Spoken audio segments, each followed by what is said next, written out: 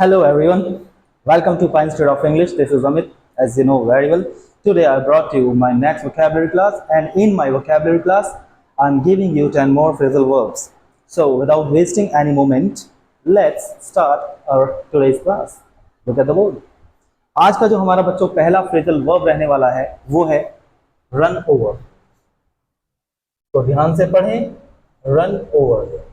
Run over का जो हिंदी में मीनिंग होता है बच्चों वो होता है कुचल देना। कुचल देने का मीन्स होता है क्रश कर देना। एक तरह से आप ये कह लीजिए, जैसे कोई कार या बस जा रही है और वो किसी के ऊपर से होकर गुजर जाती है तो हम उसको कह सकते हैं कुचल देना। क्या कहते हैं? कुचल देना। तो चलिए हम इसका अपने सेंटेंस में यूज कैसे कर सकते हैं ये हम देखेंगे। The car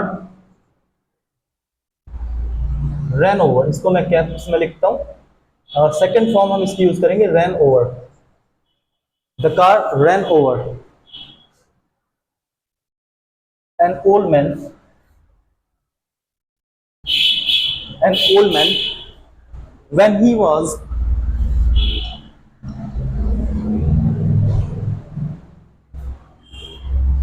going along the road। क्या आप भी ऐसे कर सकते हैं? आप भी इन फ्रेजल वर्ब को अपने सेंटेंस में यूज कर सकते हैं जैसे मैंने किया है। अगर आप इन सेंटेंस को मेरी तरह अपने सेंटेंस में यूज कर सकते हैं तो आपके लिए इंग्लिश को इम्प्रूव करना, स्पीकिंग स्किल्स को एनहेंस करना कोई बड़ी बात नहीं है। लेकिन उसके लिए you have to practice, you have to repeat the vocabulary I am giving you every day. So without wasting time, without wasting any moment, let's start repeating the words and let's start making the sentence along with me। next हमारा जो phrasal verb है वो है बच्चों set off। set off आपको अच्छी तरह दिखाई दे रहा होगा। set off, set off का जो हिंदी में मतलब होता है वो होता है रवाना होना, निकल जाना किस कहीं के लिए, किसी स्थान के लिए। तो हम यहाँ कह सकते हैं my friend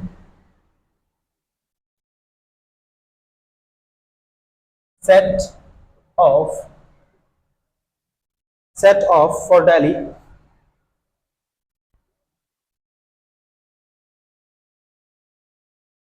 yesterday।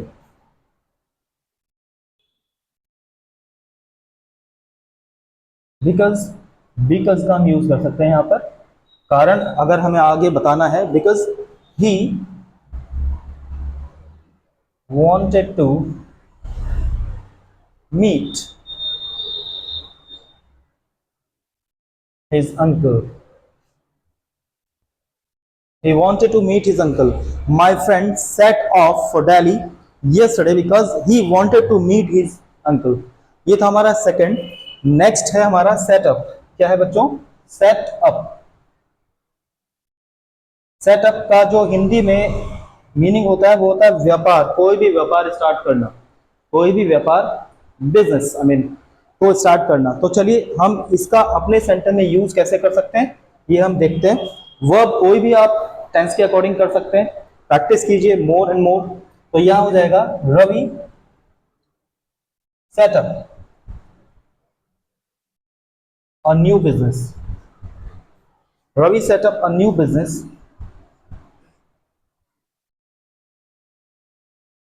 Ravi set up a new business in the market. Ravi set up a new business in the market. तो आई थिंक आपको समझ में आ रहा होगा। अब मैं थोड़ी सी जगह बना लेता हूं अगले एक फ्रेजल वर्ब के लिए, क्योंकि मेरा बोर्ड जो है वो भर चुका है।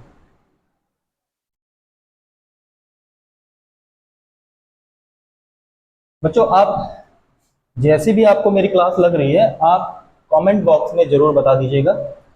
अगर आपको अच्छा लग रहा है तो आप पॉजिटिव कुछ भी कमेंट कर सकते हैं। अगर आपको कोई भी कमी लग रही है तो आप वो लिख सकते हैं। अगर आपको मेरी क्लास बिल्कुल भी अच्छी नहीं लग रही है तो आप वो भी लिख सकते हैं। लेकिन कुछ ना कुछ आप मुझे बताइएगा, क्योंकि अपनी गलती से भी सब सीखते हैं और अपनी अच्छाइयों से भी उत्साह थोड़ा सा बढ़ जाता है। तो खैर चलिए हम नेक्स्ट अपना जो फ्रेजल वर्ब है लिखते हैं।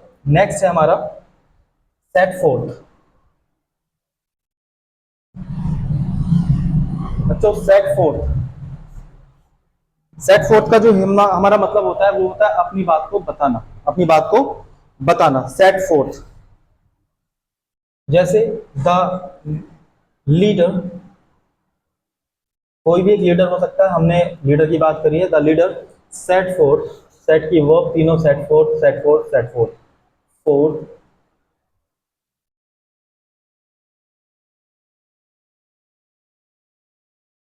सेट फोर्थ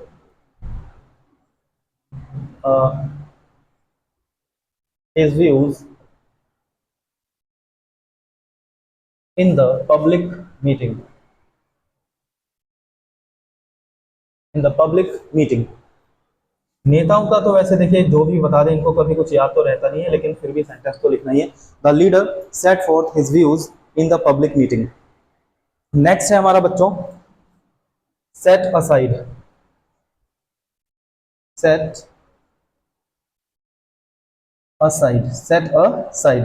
और सेट असाइड का जो मतलब होता है वो होता है रद्द करना, रद्द करना मतलब समाप्ति कर देना, बिल्कुल रद्द कर देना। जैसे my principal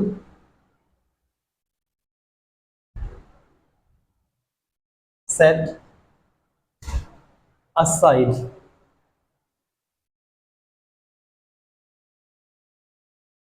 the upcoming upcoming games. My principal set aside the upcoming games. ये था आपका सेट असाइड। नेक्स्ट है बच्चों आपका स्टैंड बाय। ये आपका स्टैंड से बना हुआ एक फ्रेजल वर्ब है, ये सेट से बना हुआ था, ये भी सेट से बना हुआ था। अब आपका है स्टैंड बाय। स्टैंड बाय का जो हिंदी में मतलब होता है बच्चों वो होता है साथ देना, साथ देना। तो कैसे हम इस सेंटेंस को लिख सकते हैं,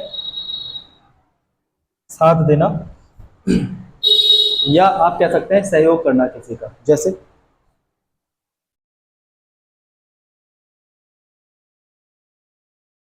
when I was in need, when I was in need my friend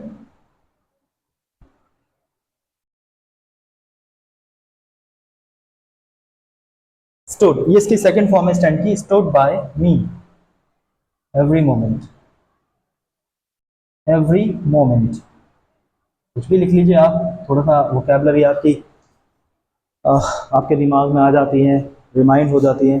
जैसे मैंने लिखा when I was in need my friend stood by me every moment. Next आपका जो फ्रेजल वर्ब है उसको लिखने के लिए मुझे थोड़ी सी जगह तैयार करनी पड़ेगी, तो चलिए मैं कर लेता हूँ।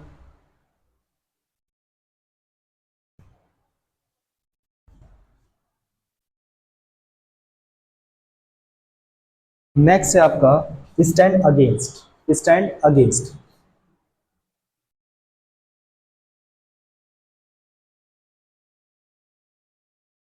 स्टैंड अगेंस्ट, स्टैंड अगेंस्ट का मीन्स होता है विरोध करना, ओपोज करना। अपोजिशन में कोई खड़ा हो जाता है तो वो स्टैंड अगेंस्ट हो जाता है, अगेंस्ट हो जाता है। जैसे Ravi stood against his neighbor, against his neighbor, against his neighbor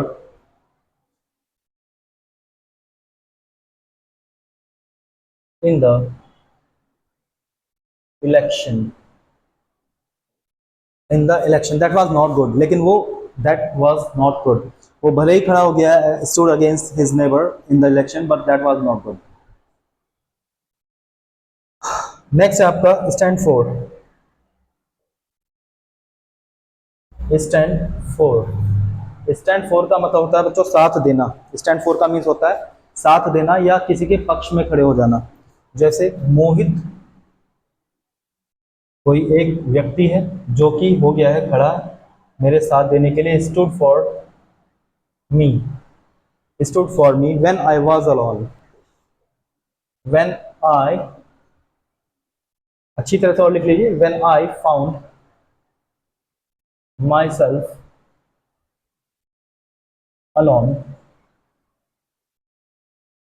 Mohit stood for me when I found myself alone. तो आप कुछ भी लिख सकते हैं अपने हिसाब से। नेक्स्ट है आपका सी ऑफ। ये आपका सी से बना हुआ एक फ्रेजल वर्ब है, सी ऑफ। सी ऑफ का मीन्स होता है विदाई देना। क्या मतलब होता है बच्चों इसका? विदाई देना। जैसे Ravi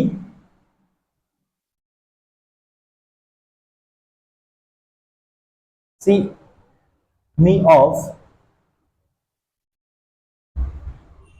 Ravi see me off when I go to abroad, when I go to abroad from India, from India.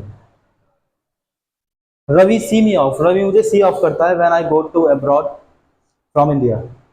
तो ये आपका एक और फ्रेजल वर्ब है सी ऑफ, जिसका मतलब होता है विदा करना। नेक्स्ट है आपका सी थ्रू। सी थ्रू,